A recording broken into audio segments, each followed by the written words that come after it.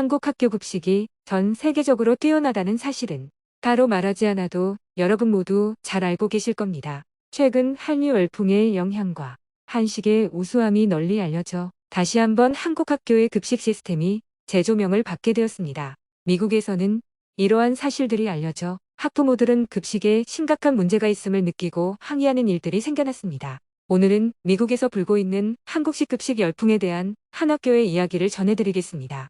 미국 대다수의 급식 업체는 편리함과 인력 보충의 어려움으로 고칼로리, 고지방의 품을 사용하고 있으며 이러한 식단에서는 신선한 채소와 균형 있는 영양가를 찾아보기가 매우 어렵습니다.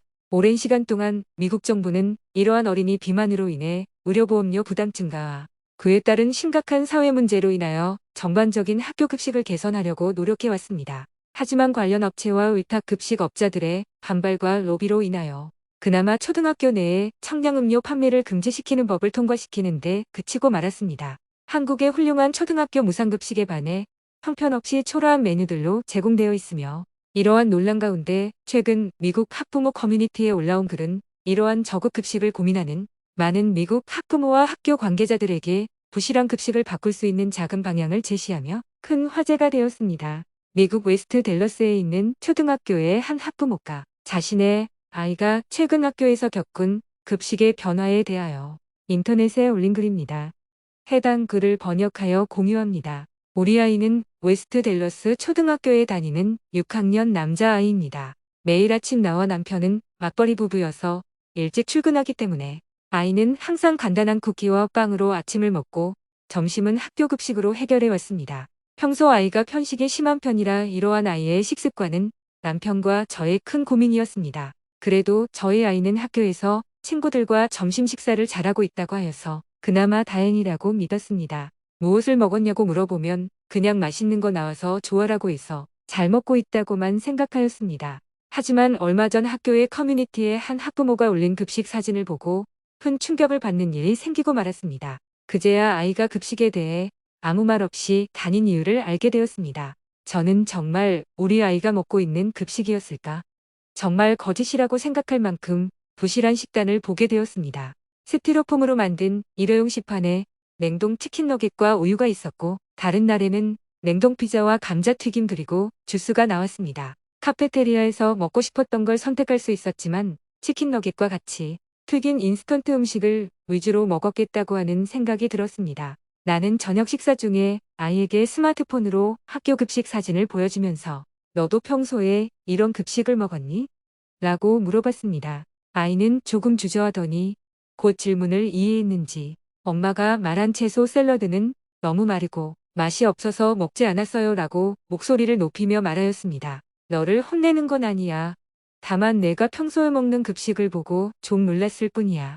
그동안 학부모 커뮤니티를 통해 부실한 급식에는 이러한 메뉴들이 반복되고 있다는 걸 알게 되었고 저는 집에 돌아온 아이에게 다시 한번 물어보았습니다.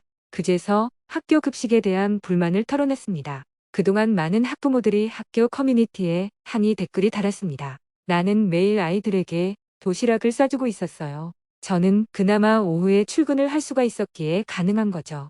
여러 번 이런 급식 문제를 학교 교장 선생님께 말한 적이 있었지만 다른 대안을 생각할 수가 없다는 대답이 돌아왔습니다. 그렇죠. 학교 선생님들은 잘못이 없어요.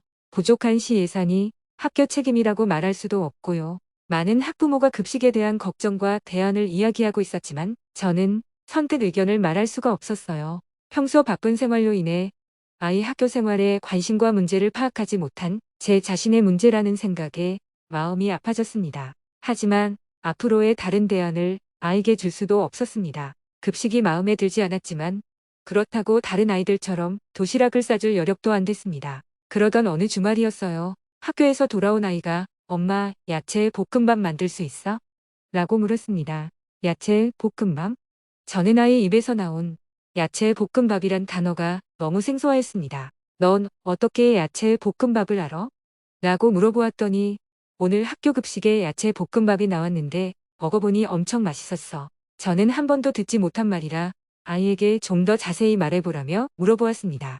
아이는 정말 신나는 얼굴로 갑자기 학교 급식이 다르게 변했다며 늘 먹어오던 감자튀김 대신에 감자튀김같이 얇고 당근이랑 양파로 볶아진 음식이 메뉴로 나왔었다고. 그리고 버섯과 여러 가지 야채가 있는 볶음밥이 나와서 그동안 야채들을 싫어했었지만 점심을 너무 맛있게 먹었었다고 들뜬 억양으로 말해주었습니다. 저는 이게 무슨 일인가?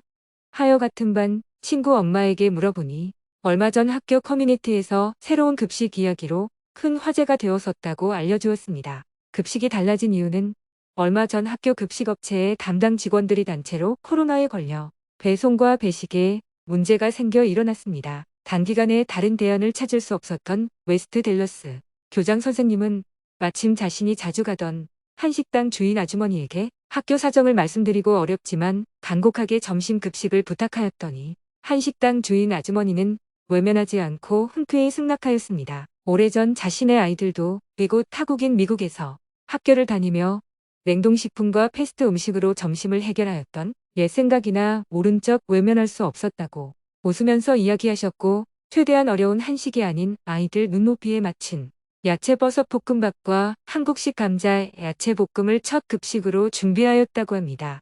학교에서 도움을 주러 온 자원봉사자분들도 한식이라는 새로운 요리에 신기함이 컸지만 요리를 다 만든 후 음식에 대한 영양과 맛에 큰 만족을 하였다고 합니다.